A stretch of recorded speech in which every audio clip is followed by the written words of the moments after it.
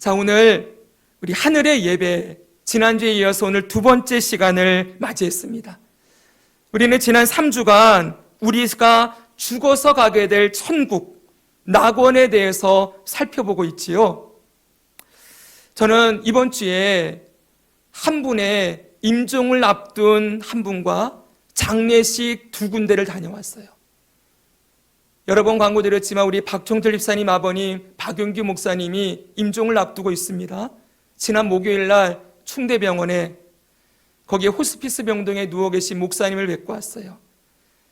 저는 여러 번 임종을 많이 보기도 하고 그 부르심을 받는 그 순간에도 여러 번 성도님들을 주님 앞에 떠나보내는 경험이 있는데, 이제 목사님도 뵈니까 너무 안타깝지만 이제 얼마 남지는 않은 것 같아요. 간신히 숨을 쉬고 있고 이렇게 말라 계시는데, 그러나 평안한 모습으로 누워 계시는 그 목사님 붙들고 기도하고 왔어요.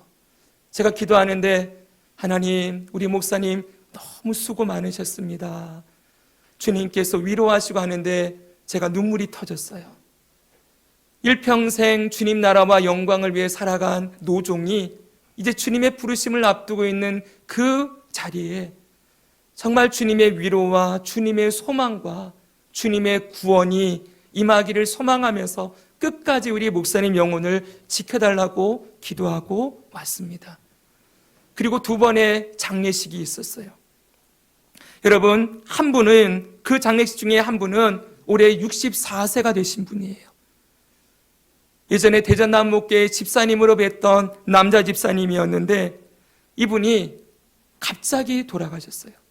어떻게 돌아가셨나 봤더니 운전을 하시다가, 여러분 그 매체에 나오는 많은 이야기들처럼 이분이 심장마비가 오셨나 봐요. 그래서 몸이 이상하니까 이 가슴을 끌어안고 사고를 내지 않기 위해서 옆에 가드레일을 들이받고 차가 멈췄어요. 그리고 주님의 부르심을 받았어요. 그 자녀들이 얼마나 황망했겠습니까?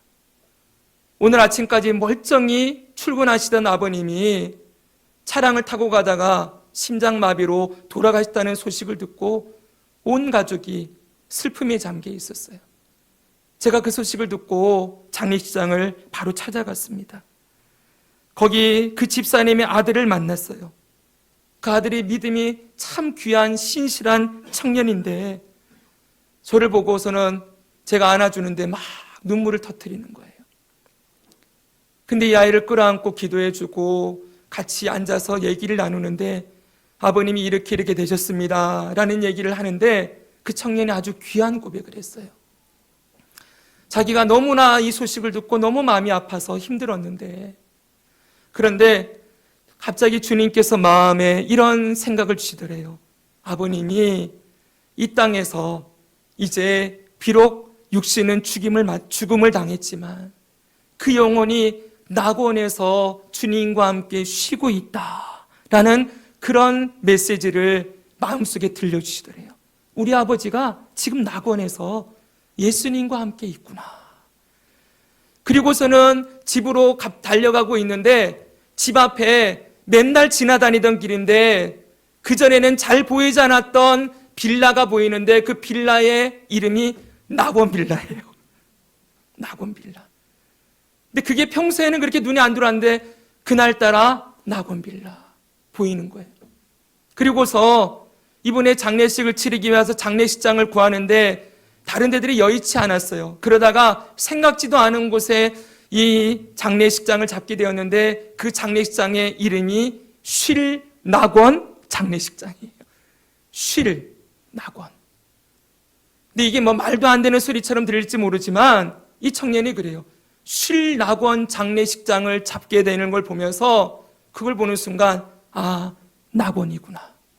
우리 아버님 낙원에 계시는구나 라는 위로를 크게 받았대요. 그리고 그 다음날 갔더니 얼굴이 많이 밝아져 있어요. 여러분, 우리의 인생의 끝에 반드시 주님을 만날 날이 있습니다. 그런데 언제 주님이 우리를 어떻게 부르실지 몰라요. 정말 미안한 말이지만 우리의 자녀들도 주님이 어떻게 우리의 자녀들을 부르실지 우리가 알지 못하지요. 네, 우리는 언제나 우리가 이 땅에서 죽음을 맞이할 거라는 생각을 늘 하고 있어야 합니다. 그런데 우리의 죽음은 이 세상의 죽음과는 다르지요. 성경은 분명하게 믿는 자들의 죽음이 오히려 복이 있다, 이렇게 말씀하고 있어요. 주 안에서 죽는 자는 복이 있다. 왜 복이 있습니까? 바로 주님과 함께 낙원에서 쉼을 누리기 때문이라고 분명히 말씀하고 있습니다. 우리 모두 낙원에 들어갈 것을 믿습니다. 네, 아멘. 이 낙원이 어떤 곳입니까? 이 낙원을 다른 말로 하면 천국이라고 할 수 있다고 했지요. 네, 이 천국의 앞마당과 같은 곳이 낙원이라고 했는데 왜 다른지는 이제 영화에서 새하늘과 새 땅을 말씀드리면서 조금 구분해서 나중에 설명을 드릴 거예요. 아무튼 이 천국이라고 하는 낙원, 낙원이라고 하는 이 천국, 여기에 누가 계십니까? 성부, 성자, 성령 하나님이 계세요. 네 생물과 24장로들, 천사들과 미리 하나님 앞에 가 있는 신구약의 모든 하나님의 백성들이 거기 있습니다. 우리 이전의 성도들이 그 낙원에 가 있고 우리도, 저와 여러분도 주님 오시기 전에 부르심을 받는다면 반드시 그 낙원 천국에서 삼위일체 하나님을 만나고 24장로들 가운데 저와 여러분들이 반드시 있게 될 거예요. 그러면 여러분, 이 24장로들이 미리 천국에 가 있는 하나님의 자녀들이 무엇을 하고 있는가 봤더니 우리 지난주에 본 대로 거기서 찬양과 경배를 돌리고 있었지요. 찬양과 예배를 드리고 있는 모습을 봤어요. 흰옷을 입고 머리에 금관을 쓰고 왕의 자리에 앉아있던 사람들이 일어나서 자기의 면류관을 하나님 앞에 올려드리면서 찬양과 경배를 드리고 있는 모습을 볼 수가 있었지요. 결코 지겹고 힘든 게 아닙니다. 지난주에 말씀드렸던 것처럼 정말 아름다운 곳에서, 여러분 휴양지에 가면은 넓은 바다와 초원이 쫙 펼쳐진 곳에서 쫙 앉아있으면 뭐가 나옵니까? 콧노래 나오지요. 여러분 옆에 휴대용 스피커에서 좋은 음악이 흘러나오고 커피 한 잔 탁 마시면서 그 해지는 노을을 바라보며 있는 그때의 그 감정과 느낌, 그게 우리가 천국에서 누리는 그 기쁨과 비교할 수가 없을 거예요. 그때의 그 쉼이란, 그때의 그 평안함이란 이 땅에서 잠깐 느끼는 평안과는 결코 비교할 수 없는 정말 천년이 하루 같은 그런 시간들을 우리는 보내게 될 거라고요. 거기서 여러분 흰옷을 입고 왕의 의자에 앉아서 내가 그토록 바라던 하나님을 바라보며 나를 위해서 죽으시고 부활하신 예수님, 어린 양 예수를 거기서 만나는 거예요. 그 앞에 밝은 빛을 비춰주시며 모든 어둠을 쫓아내시고 우리를 생명으로 인도하신 성령 하나님이 거기 계시는 거예요. 그 하나님 앞에 우리가 서서 그분을 높이고 찬양하고 함께 노래하고 함께 안아주고 한 몸이 되어 그렇게 주님 앞에 살아갈 그 모습을 한번 상상해 보십시오. 여러분, 우리가 믿고 있는 천국은 절대로 그냥 관념적이고 그냥 이론적인 게 아니에요. 실제예요. 반드시 거기에 저와 여러분들이 있게 될 것입니다. 아멘. 여러분, 천국을 소망하십시오. 그렇기 때문에 주 안에서 죽는 죽음이 복이 있다 말씀하시는 거예요. 자, 이렇게 네 생물도 24장로들이 하나님을 예배하고 있는데 먼저 네 생물의 예배가 찬양이 어떠한 것인지를 지난주에 봤어요. 말씀 보시면 8절에 보니까 이들이 거룩하다 거룩하다 거룩하다 외치며 하나님의 보좌 앞에 네 생물들이 찬양을 드리고 있었어요. 하나님의 거룩하심, 이 거룩하심이 무엇입니까? 그 거룩하심 때문에 우리를 구원하시는 거예요. 내가 거룩하니 너희도 거룩하라. 하나님이 거룩한 분이시기에 죄인들을 죄 가운데 내버려 둘 수 없으시고 죄인들을 자기 아들의 피로 씻어서 그 더러운 죄를 깨끗하게 씻어서 흰옷을 입혀놓는 일을 거룩하신 하나님이 하신다는 거예요. 하나님이 거룩하시기 때문에 그 일을 하신다. 그래서 그 하나님의 거룩하심을 찬송한다. 거룩하다, 거룩하다, 거룩하다. 3번. 이 3번은 그냥 3번이 아니라 요한계시록의 3은 완전한 숫자를 의미해요. 완전하신 하나님의 거룩하심을 찬양하고 있는 모습을 볼 수 있었습니다. 여러분, 이들의 찬양의 핵심이 뭐예요? 하나님을 높이는 거예요. 하나님이 어떤 분이신지를 고백하는 거예요. 이 고백과 이 주제, 하나님의 성품과 하나님의 하나님 되심을 높이는 것, 이것이 찬양의 가장 중요한 요소라는 걸 잊으면 안 되겠지요? 이 땅에서도 우리가 찬양할 때 고백의 찬양도 좋지만 하나님 앞에 온전히 영광을 돌려드리는 하나님만을 높이는 찬양이 오늘 이 시대에 우리에게 너무 필요합니다. 두 번째로 여러분 24장로들이 드리는 예배를 볼 수가 있었어요. 우리 10절 말씀 같이 한번 읽습니다. 그 생물들이 시작. 그 생물들이 보좌에 앉으사 세세토록 살아계시는 이에게 영광과 존귀와 감사를 돌릴 때 24장로들이 보좌에 앉으신 이 앞에 엎드려 세세토록 살아계시는 이에게 경배하고 자기의 관을 보좌 앞에 드리며 이르되 아멘.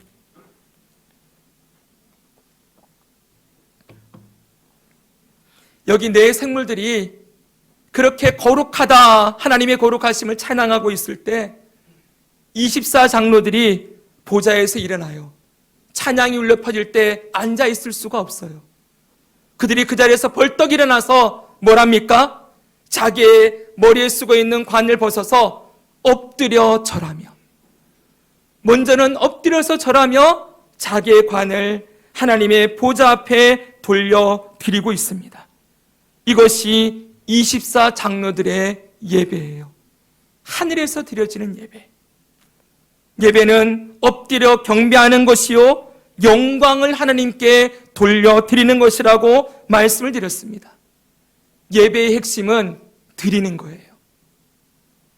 예배는 나의 만족이나 나의 유익을 추구하는 시간이 아닙니다. 오늘날 예배를 나의 만족을 위해서 예배를 드리는 많은 일들이 일어나고 있는데 기본적으로 잘못되었어요. 다시 말씀드리지만 하나님이 예배할 때 우리의 영혼을 만족하게 하시고 우리의 영혼에 새 힘을 주시고 위로도 주시고 은혜도 주십니다. 그러나 그건 두 번째예요.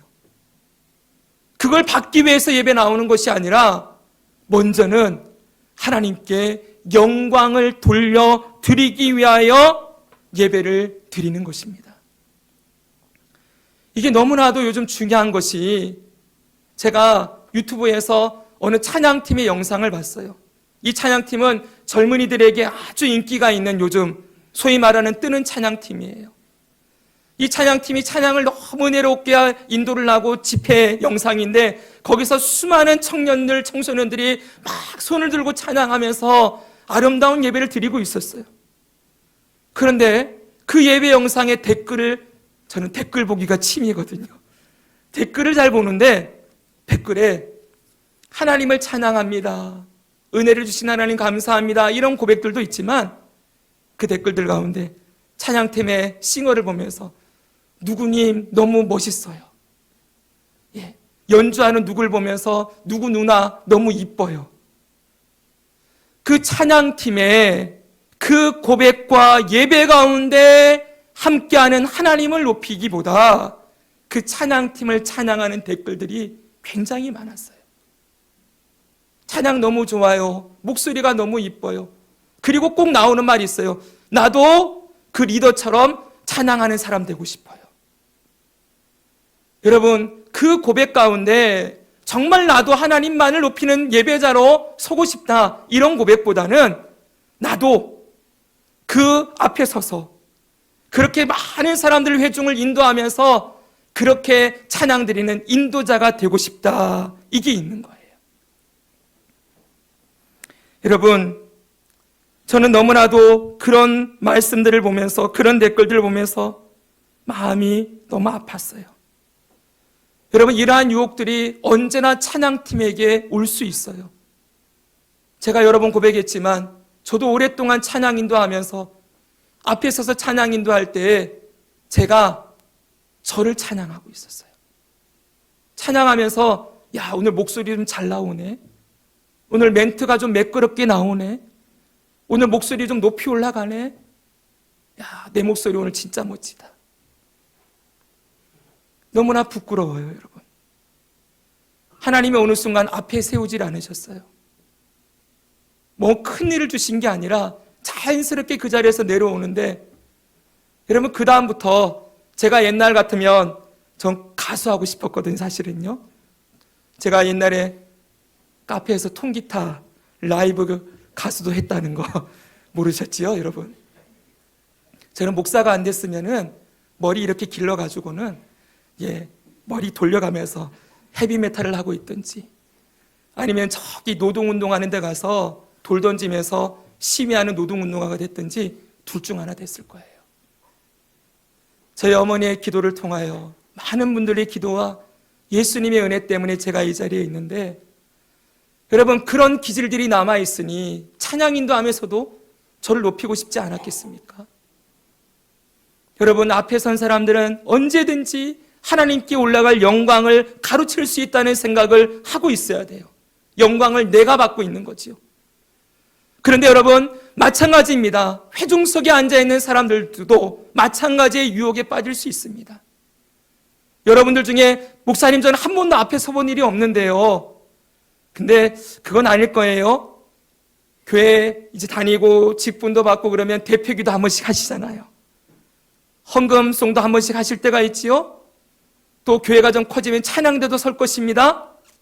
어찌되었든지 간에 저는 한 번도 안 셌는데요, 그럴 수 있지만 여러분, 그런 분들에게는 내가 구경꾼이 될 수 있다는 생각을 하고 있어야 되는 거예요. 예배를 드리는 사람이 아니라 예배의 구경꾼이 되는 거예요. 보는 예배자가 되는 거지요. 가만히 앉아서 앞에는 안 나가요. 그러니까 하나님께 영광을 돌릴 영광을 내가 가로채거나 막 내가 사람을 높이거나 이러진 않지, 사람을 보진 않지만 앉아가지고 오늘 목사님 설교 평가하고, 오늘 찬양대 평가하고, 오늘 찬양 인도자 허원 집사님이 찬양하셨는데 오늘 목사님, 우리 찬양 인도자가 기타를 좀 괜찮게 치네, 오늘 드럼이 좀 박자가 맞네, 이러면서 예배를 구경하고 예배를 즐기고 예배를 누리고, 누린다는 말에는 내 만족을 누리는 것으로 그렇게 끝나버릴 수 있는 위험이 있다는 걸 절대로 잊으면 안 되는 거예요. 그래서 여러분, 늘 말씀을 드립니다. 지금도 설교 듣는 시간이 맞지요? 여러분 말씀을 듣고 있습니다. 근데 사실은 여러분, 이 시간에 저만 서 있는 게 아니라 여러분도 다 일어나 있어야 돼요. 역대기서에 보니까 느헤미야 시대에 하나님께 예배가 드려지는데 새벽부터 앞에서 여러분 에스라 선지자가, 에스라 제사장이 말씀을 들고 서서 앞에 말씀을 가르치는 자들이 쫙 서 있는데 모든 백성들이 어린아이부터 다 일어나요. 다 일어나서 선포되는 하나님의 말씀을 듣고 있는 거예요. 중간중간에 이 말씀을 가르치는 사람들이 회중 안으로 들어가서 말씀을 가르쳐요. 이건 이런 의미고 이런 의미고 이런 뜻입니다. 그 말씀을 듣고 그들이 울어요. 하나님의 말씀이 이런 것이었군요. 하나님이 이런 분이셨군요.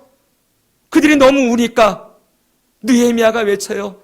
사랑하는 백성들아, 오늘은 슬퍼하며 우는 날이 아니라 여호와를 기뻐하는 날이다. 여러분, 여호와를 기뻐하는 예배, 그 하나님 앞에 서서 하나님의 임재와 영광을 누리며 그 말씀 앞에서 영원히 되살아나는 기쁨을 누리는 그 예배가 그 땅에서 드려지고 있었어요. 오늘 우리의 예배는 어떠합니까, 여러분? 우리의 예배가 너무 편안하고 너무 안락해요. 좋은 의자에, 좋은 시설에, 에어컨 팡팡하게 나오고, 여러분, 그런 자리에 앉아서 사람들의 만족과 유익을 주는 찬양, 그런 말씀을 듣고 있느라면 1시간 동안 마치 좋은 영화를 본 것처럼, 마치 좋은 공연을 본 것처럼 그렇게 1시간 쭉 누리고, 그리고 나갈 때에는 오늘 예배 참 좋았어. 사랑하는 여러분, 예배의 중심이 어디에 있습니까? 누구를 위한 예배입니까? 오늘 하늘에서 드리는 예배는 철저하게 예배가 누구를 위한 것인가를 우리에게 가르치고 있어요. 24장로들이 보좌에 앉아있지 못해요. 일어나요. 일어나서 엎드려요. 그리고 자기의 관을 벗어서 모든 영광을 하나님께 올려드리는 거예요. 이 면류관은 이 땅에서 믿음으로 살아간 그 보상으로 주신 상이에요.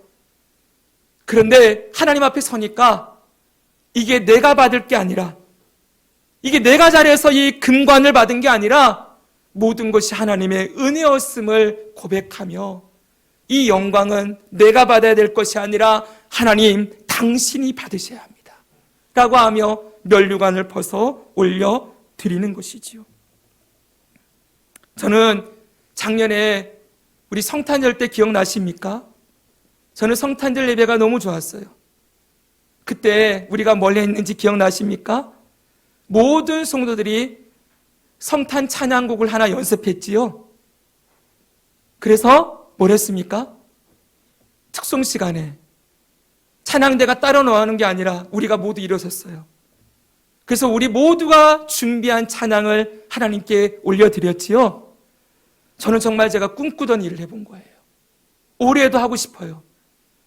몇몇만 노래 잘하는 사람들만 서서 그들에게 재능 주신 걸 가지고 그 찬양을 드리는 게 아니라, 사실은 노래를 잘하든 못하든, 박자가 맞든 안 맞든, 음정이 좋든 안 좋든, 목소리가 잘 나오든 안 나오든, 모든 예배 가운데 하나님께 찬양은 모든 성도들이 올려드려야 될 마땅한 것이에요. 그래서 모든 성도들이 같이 찬양을 드리는 거예요. 사랑하는 여러분, 바로 예배가 이것입니다. 우리 가운데, 예배 가운데 드려진 찬양, 예배는 모두 핵심이 하나님께 영광을 돌려드리는 데 있어요. 그분의 구원을 기뻐하고, 그분의 구원을 찬양하고, 하나님의 선하심과 인자하심과 성실하심, 자비로우심을 찬양하면서 우리 주 예수님을 통하여 하나님께 영광을 돌려드리는 것, 그것이 예배의 가장 중심이라는 걸 잊으면 안 되지요. 사랑하는 여러분, 성경이 가르치는 예배는 보는 예배가 아닙니다. 드리는 예배입니다. 그래서 영어로 예배를 워십이라고 얘기를 해요. 워십은 원래 여러분 월스와 쉽이라는 두 개의 단어로 결합되어 있는 단어거든요. 가치를 매기다. 가치를 매겨드리는 거예요. 내 모든 가치, 내 생명, 내 재능, 내 시간, 물질을 매겨서 그것을 주신 하나님 앞에 돌려드리는 것, 가치를 매겨 돌려드리는 것, 이게 워십, 예배라고 가르치고 있어요. 오늘 우리 세동남북교회 교회 예배가 온전히 워십, 하나님께 영광을 돌려드리는 예배가 되기를 소망합니다. 아멘. 그럼 여러분, 왜 이 모든 가치를 하나님께 드려야 되는가? 그 이유가 바로 24장로들이 드리고 있는 찬양의 내용에서 나오고 있어요. 10절에서는 머리에 면류관을 벗어서 하나님 앞에 올려드리는데, 그들이 돌려드리면서 찬양하는 내용이 11절에 나오고 있어요. 그 11절을 같이 한번 읽겠습니다. 우리 주 하나님이여, 시작. 우리 주 하나님이여,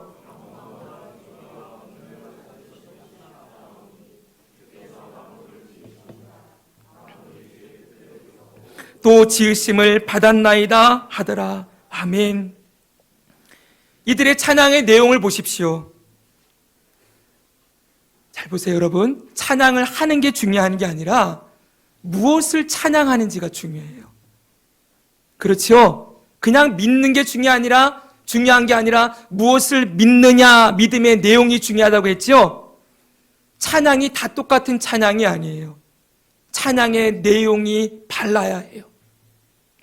이들의 찬양의 내용을 한번 주목해서 보십시오. 이 찬양의 내용에는 하늘의 예배가 오직 하나님께 모든 영광을 돌려드릴 수밖에 없는 이유에 대해서 잘 설명해 주고 있어요. 이 24장로들은 찬양을 시작하면서 우리 주 하나님이여 영광과 존귀와 권능을 받으시는 것이 합당합니다 라고 고백하고 있어요. 영광과 존귀와 권능을 하나님이 받으시는 것이 합당합니다. 여기 합당합니다라는 이 말은 자격이 있다, 가치가 있다는 뜻이에요. 아까 우리 워십이 가치를 매기다 그랬잖아요. 바로 워십을 하고 있는 거예요.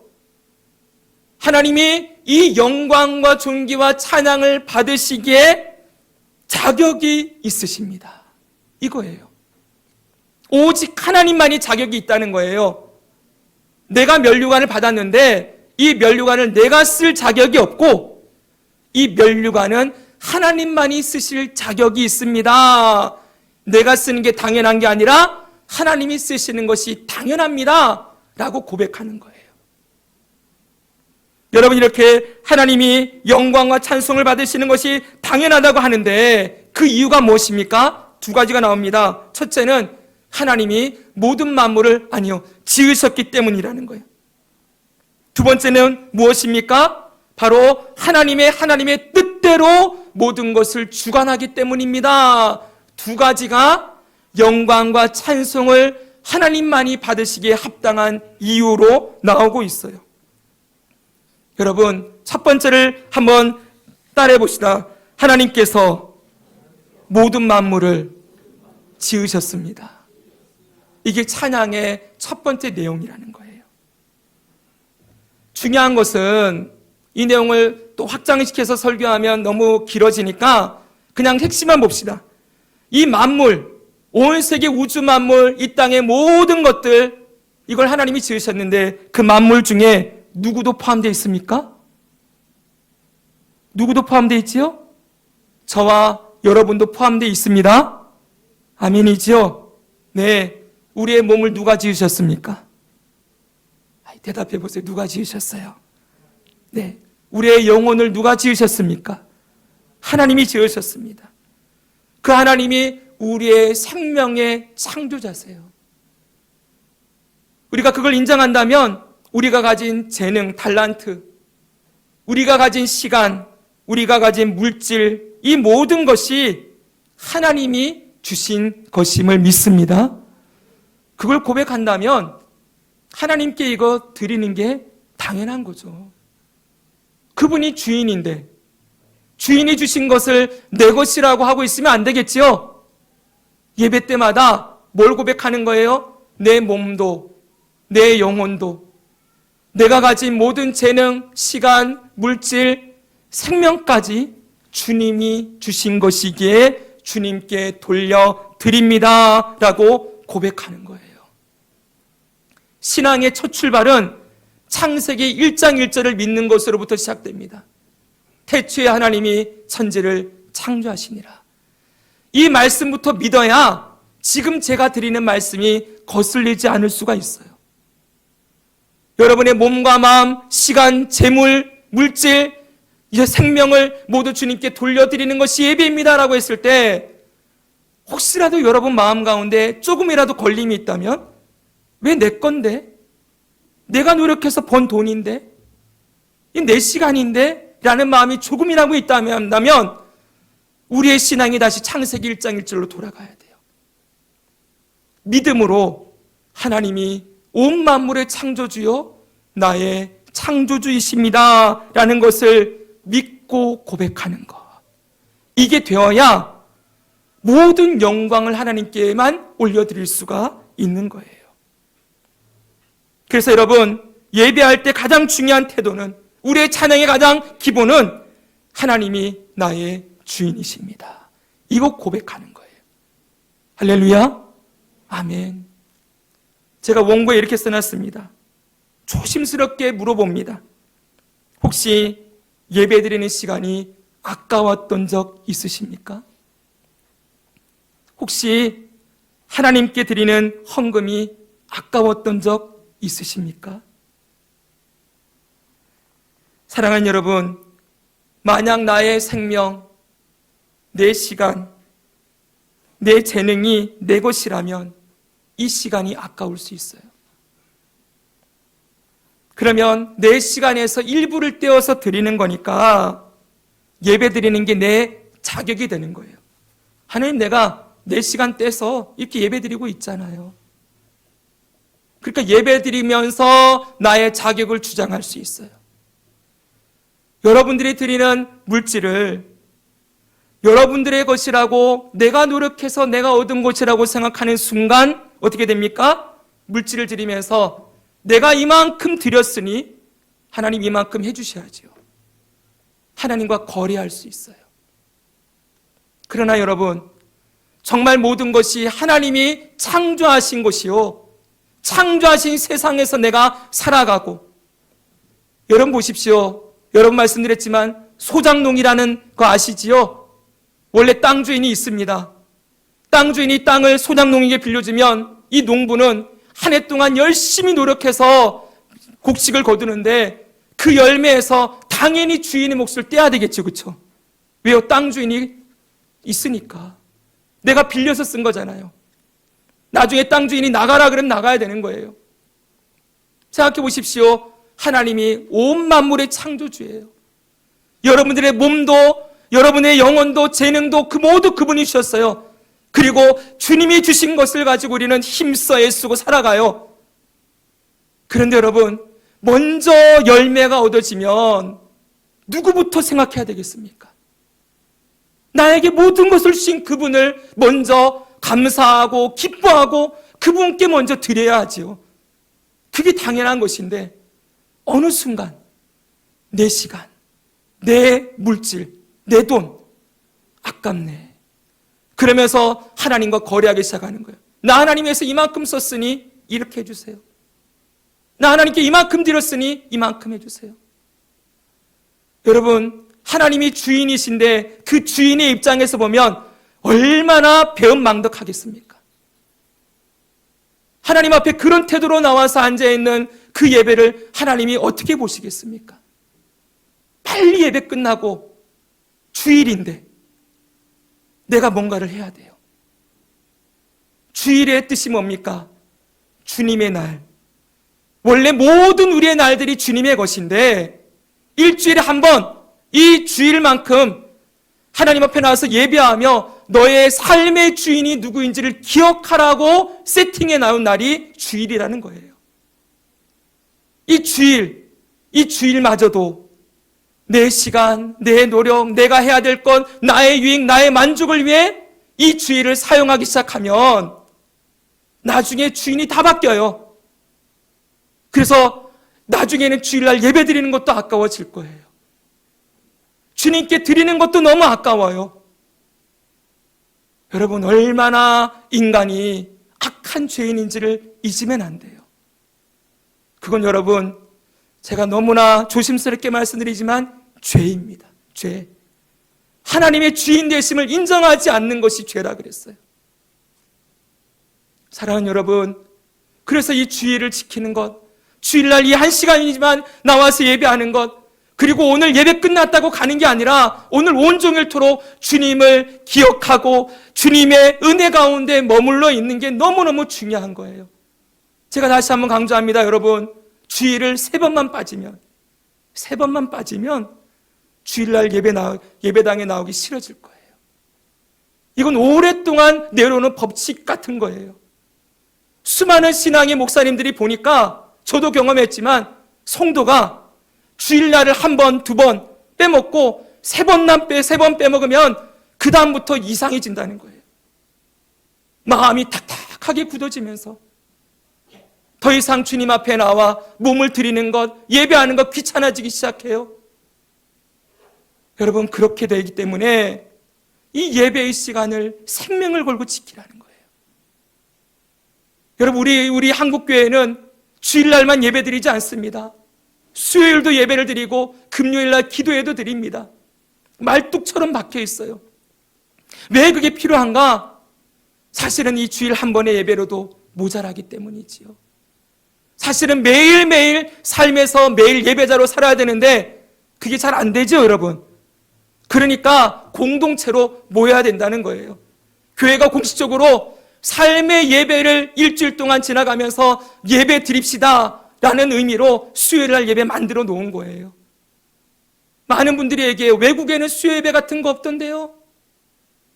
여러분, 그래서 외국의 교회들이 어떻게 되었습니까? 제가 함부로 말씀드릴 건 아니지만 예배가 사라진 이 세대가 어떻게 변해지고 있습니까? 예배가 소홀하게 되어진 이 땅의 그리스도인들이 어떻게 살아가고 있습니까? 사랑하는 여러분, 괜히 만들어 놓은 게 아니에요. 우리 한국 땅은 이것 말씀드리고 마칠게요. 음주 가무가 너무나 극심한 나라였어요. 선교사님들이 이 땅에 들어와 보니까 모든 사람들이 매일 낮부터 술판이에요. 일한다 그러면서 막걸리 마시고 술 취해가지고 일하고 그 술 기운으로 일하고 저녁에 집에 들어가기 전에 또 술판 버리고 그리고 노름하고 집에 가서 마누라 두들겨 패고 그리고 또 다음날 그냥 씻지도 않고 그냥 더러운 모습이 일어나서 또 그냥 나가가지고 일하다가 술 퍼마시고 그렇게 살아가는 이 땅이 너무나 안타까웠기 때문에 이 땅에 금주를 실행하는 거예요. 예수 믿는 자 술 먹지 마라. 예수 믿는 자 담배 피지 마라. 여러분, 예수 믿는 자 수요 예배 드린다. 예수 믿는 자 일주일에 한 번 기도회 한다. 그리고 주일날 예배 드린다. 사랑하는 여러분, 오늘날 이 시대에 이 정신이 사라져가고 있어요. 정말 말씀을 드립니다. 여러분들이 매일매일 삶에서 온전한 예배, 말씀을 읽고 묵상하며 말씀과 기도로 살아가고 있다면 목사님, 저는 뭐 따로 나올 필요 없습니다. 그럴 수 있어요. 그러나 여러분들이 그렇지 못하다면 겨우 일주일에 한 번 예배 드리는 것도 힘들고 어려워서 겨우겨우 드리고 있다면 여러분, 더 이상 그 자리에 머물러 있으면 안 됩니다. 이 예배가 얼마나 영광스럽고 이 예배가 얼마나 감사하고 이 열매가 얼마나 기쁜 일인지 감격과 은혜를 다 잃어버리고 그냥 겨우겨우 떠밀려서 그냥 주일 하나 겨우겨우 지키고 있다면 여러분, 뭔가 정말 중요한 걸 놓치고 있는 거예요. 그렇다면 몸을 일으켜야 됩니다. 여러분의 삶에 예배의 자리를 회복해야 합니다. 수요일, 금요 기도회. 제가 목사를 해서 드리는 말씀이 아니에요. 저는 저 혼자서도 예배할 수 있습니다. 아무도 없는 자리에서 혼자 설교하고 있을 수 있습니다. 저를 위해서가 아니라 여러분을 위해서입니다.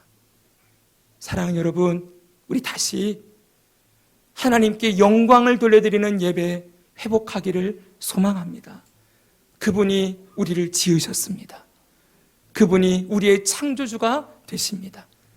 그분이 나의 생명, 재능, 물질, 시간 모든 것의 주인 되시니 그 주님 앞에 나와 우리의 몸과 마음을 거룩한 산제물로 올려드리는 것이 마땅합니다.